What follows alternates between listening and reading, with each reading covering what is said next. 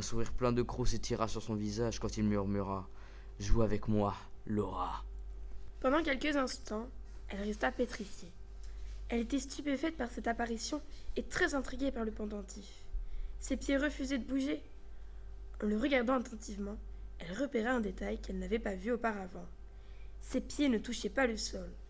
À cette vision, son corps se débloqua et elle prit ses jambes à son cou. La peur de se retrouver de nouveau devant cet être la fit courir de plus en plus vite.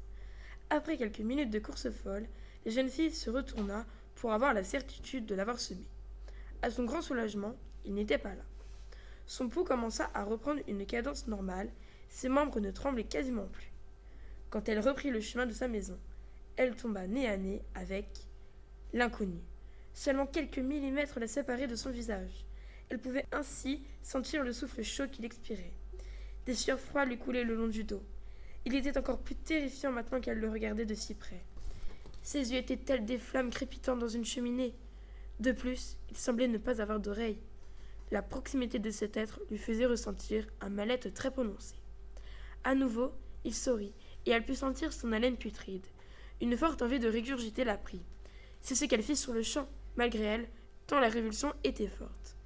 Tout ce qu'elle avait avalé pendant le film ressortit aussitôt par sa bouche, et même son nez.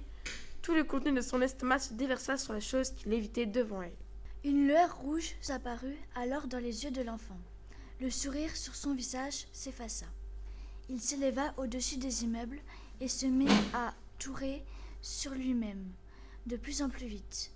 Toute la ville fut alors baignée d'une lumière rouge dont on ne pouvait déterminer la provenance. Des nuages d'un noir d'encre recouvrirent les étoiles. On aurait cru se retrouver en enfer. Une sphère de lumière se forma autour de l'enfant. Laura voulut s'enfuir, mais une force surnaturelle l'en empêchait. Le garçon redescendit soudain du ciel à une vitesse fulgurante et s'égrassa devant elle. Il forma un immense creux dans le sol. Le choc fut si violent que la terre trembla. Elle trembla tellement fort que Laura tombait à genoux. Elle voulut se relever, mais ses muscles refusaient de lui obéir.